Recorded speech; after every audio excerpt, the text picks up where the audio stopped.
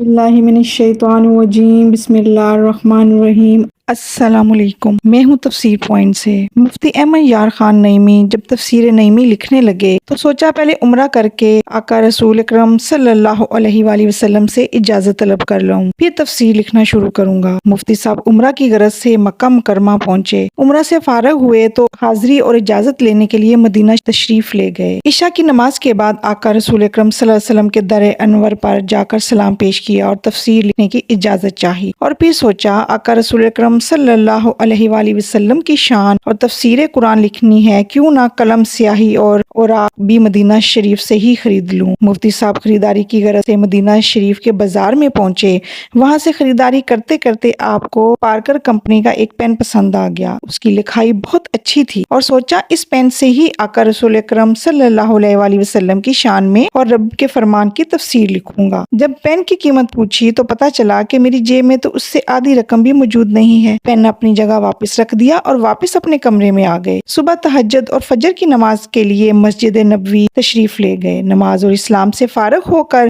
آپ ریاض الجنہ میں بیٹھے انہماک سے اور تندہی سے درود شریف پڑھ رہے تھے کہ کسی نے آہستہ سے کان میں سرگوشی کی کہ مولوی صاحب آپ پاکستان گجرات سے آئے ہیں اور احمد یار آپ کا نام ہے۔ مفتی صاحب نے جب پیچھے مڑ کر دیکھا تو وہی دکاندار پین ہاتھ میں لیے کھڑا تھا اور کہنے لگا کہ حضور یہ پین رکھ لیجئے۔ مفتی صاحب نے فرمایا کہ آپ مجھے کیسے جانتے ہیں اور میرے پاس اس کی قیمت کے برابر رقم بھی نہیں ہے۔ تو دکاندار بولا میں نے آپ سے اس کی رقم طلب ہی نہیں کی۔ مفتی احمد یار خان نعیمی نے پوچھا پھر آپ مجھے کیوں یہ پین دے رہے ہو؟ تب دکاندار نے روتے ہوئے کہا کہ میں سالوں سے مدینہ شریف میں ہوں اور ایک دن مجھے اس بات نے بہت غمگین کر دیا اور میں نے دعا کی کہ یا اللہ مجھے مدینے کی فضائیں تو عطا کر چھوڑی ہیں، کبھی دیدار مصطفیٰ صلی اللہ علیہ وآلہ وسلم بھی عطا فرما دیں۔ بس گزشتہ رات میری سر آنکھ بند ہوئی اور میرے نصیب جاگ اٹھے اور سرکار دو عالم صلی اللہ علیہ وآلہ وسلم تشریف لائے اور فرمایا کہ آپ کی دکان کا یہ پین میرے احمد یار کو بہت پسند ہے۔ فجر کی نماز کے بعد ریاض الجنہ میں جانا، اس شکل و صورت کا بندہ پاکستان گجرات کا رہائشی ہوگا، اس کو کہنا کہ یہ پین آقا صلی اللہ علیہ وآلہ وسلم نے آپ کے لیے بھیجا ہے۔ دکاندار نے بھی مفتی صاحب کا شکریہ ادا کیا۔ مفتی صاحب نے پین لے لیا اور چوم کر آنکھوں کو لگایا، اور اس پین اور آپ کی وجہ سے مجھے دیدار مصطفیٰ صلی اللہ علیہ وآلہ وسلم نصیب ہو گیا۔ سبحان اللہ، سبحان اللہ۔ اللہ تعالیٰ سب کو یہ اعزاز نصیب فرمائے اور آقا رسول اکرم صلی اللہ علیہ وآلہ وسلم کا دیدار ہر بشندے جن کی خواہش ہے ان کے خواب میں آئیں،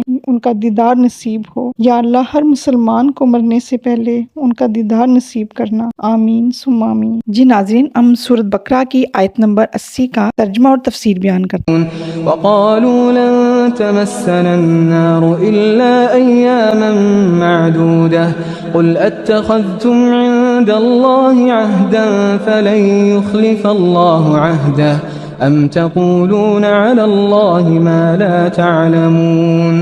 وہ کہتے ہیں کہ دوزخ کی آگ ہمیں ہرگز چھونے والی نہیں ہے، اور یہ کہ چند روز کی سزا مل جائے تو مل جائے۔ ان سے پوچھو کہ کیا تم نے اللہ سے کوئی عہد لے لیا ہے جس کے خلاف ورزی وہ نہیں کر سکتا، یا بات یہ ہے کہ تم اللہ کے ذمہ ڈال کر ایسی باتیں کہہ دیتے ہو جن کے متعلق تمہیں علم نہیں ہے کہ وہ اس نے ان کا ذمہ لیا ہے۔ یہاں اللہ تعالیٰ مسلمانوں کو ایک ایسی دلیل اور حجت کی تلقین کرتے ہیں جو باطل کا سر کچل دیتی ہے۔ کیا تم نے اللہ سے کوئی عہد لے لیا ہے جس کی خلاف ورزی وہ نہیں کر سکا؟ اگر کوئی ایسا عہد تم نے لے رکھا ہے تو بتاؤ وہ کہاں ہے، یا بات یہ ہے کہ تم اللہ کے ذمہ ڈال کر ایسی باتیں کہہ دیتے ہو جن کے متعلق تمہیں علم نہیں ہوتا۔ یہ سوالیہ انداز بات کرنے کا اور مضبوط بنانے کے لیے اختیار کیا گیا ہے، کیونکہ یہ ایک حقیقت ہے کہ ان کے پاس اللہ کا کوئی عہد نہیں ہے۔ سوالیہ انداز میں ناپسندیدگی اور زجر و تذبیح کے معنی بھی مضمر ہوتے ہیں۔ یہاں اب اس سلسلے میں انہیں ایک فیصلہ کن اور قطعی بات بتا دی جاتی ہے کہ ان کے اس دعوے کی حقیقت کیا ہے۔ یہ بات جزا و سزا کے متعلق اسلام کی عالمگیر تصولی سے ماخوذ ہے اور بطور قاعدہ کلیہ بتا دیا جاتا ہے، اور جزا و عمل کے مطابق ہوگی، جیسا کرو گے ویسا بھرو گے۔ آگے آیت نمبر 81 اور 82 کا ترجمہ اور تفسیر بیان کرتے ہیں۔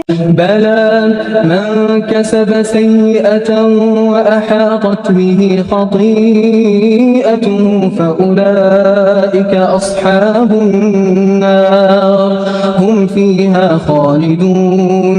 آخر تمہیں دوزخ की आग क्यों न छुएगी। जो भी बदी कमाएगा और अपनी खताकारों के चक्कर में पड़ा रहेगा वो दोज़खी है और दोज़ख में ही वो हमेशा रहेगा। और जो लोग ईमान लाएंगे और नेक अमल करेंगे वही जन्नती हैं और जन्नत में हमेशा रहेंगे।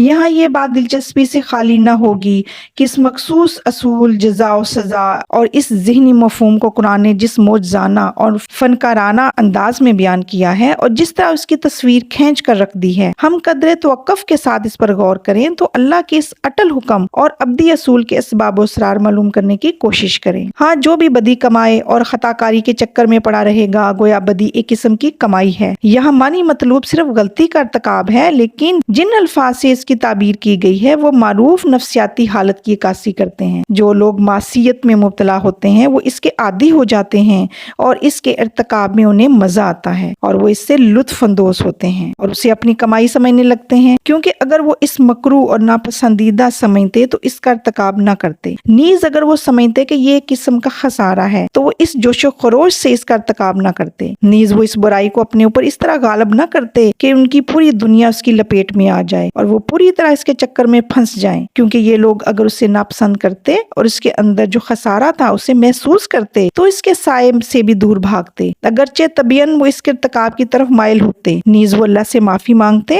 और इस गुनाह के दायरा असर से निकल कर किसी और के दामन में पना लेते। इस सूरत में ये बुराई उन्हें घेर न लेती और न ही इस पर छा सकती थी और इसके लिए तौबा और तलाफी के दरवाजे बंद न हो जाते और इसकी खताकारी ने उसे घेर लिया। ये एक ऐसी ताबीर है जो इस कैफियत और मानी को मुजस्मे शक्ल में पेश करती है। कुरान करीम की फनी खूबियों और खसूसियात में से एक अहम खसूसियत है। नीज कुरान करीम की मखसूस तर्ज ताबीर की अहम निशानी है। इस तर्ज ताबीर का इंसान के जहन पर एक खास असर होता है और जब इंसान किसी मासियत के चक्कर में इस तरह पड़ जाता है वो हर तरफ से महसूर हो जाता है और उसके लिए तौबा के तमाम दरवाजे बंद हो जाते हैं, तो उस वक्त भी अल्लाह ताला का ये आदलाना और अटल फैसला सादर होता है।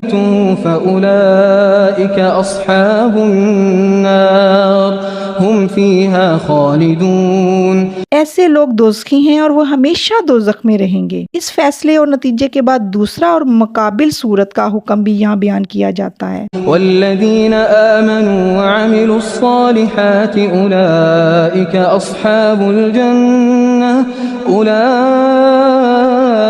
अस्हाबुल जन्नति हुम फीहा खालिदून। और जो लोग ईमान लाएंगे और नेक अमल करेंगे वही जन्नती हैं और जन्नत में वो हमेशा रहेंगे और नेक अमल करेंगे। यानी ईमान का लाजमी तकाजा ये है कि वो दिल से अमले सालिया की शक्ल में फूट कर बाहर निकल आए। और जो लोग ईमान के दावेदार हैं उन्हें चाहिए कि इस हकीकत पर जरा गौर कर लें। नीज वो तमाम मुसलमान जो अपने आप को मुसलमान कहलाते हैं और हम भी उनमें शामिल हैं, इस बात की अशद जरूरत है कि हम इस हकीकत के बारे में अच्छी तरह तसल्ली कर लें। ईमान का वजूद उस वक्त तक मुतसव्वर न होगा ताकि उसके नतीजे में अमले सालिया पैदा ना हो। रहे वो लोग जो ये कहते हैं कि वो मुसलमान हैं फिर वो जमीन में फसाद फैलाते हैं और नेकी और भलाई का मुकाबला करते हैं, जमीन पर इस्लामी निज़ाम हयात के कयाम और इस्लामी शरीयत के नफाज को रोकते हैं और इसका इनकार करते हैं, इस्लामी अखलाक के खिलाफ बरसरे पैकार रहते हैं, तो ऐसे लोगों के लिए दौलत ईमान का एक जर्रा भी नहीं है। उनके लिए अल्लाह के यहाँ कोई अजर नहीं है, उन्हें अल्लाह के अजाब से बचाने वाला कोई नहीं है। अगरचे वो ऐसी खुश आइंद उम्मीदें और आरजुएं अपने दिलों के अंदर रखे हैं जैसी यहूद रखते थे और जिनका ऊपर अल्लाह ताला ने जिक्र फरमाया है। बस सबके लिए यही हुक्म है। जी नाज़रीन, यहाँ पर आयात की तफसीर मुकम्मल हुई। अल्लाह ताला से दुआ है कि अल्लाह ताला हमें कुरान पाक को पढ़ने, समझने और इस पर अमल करने की तौफीक अता फरमाए। आमीन सुम्मा आमीन। इजाजत दीजिए। अल्लाह हाफिज।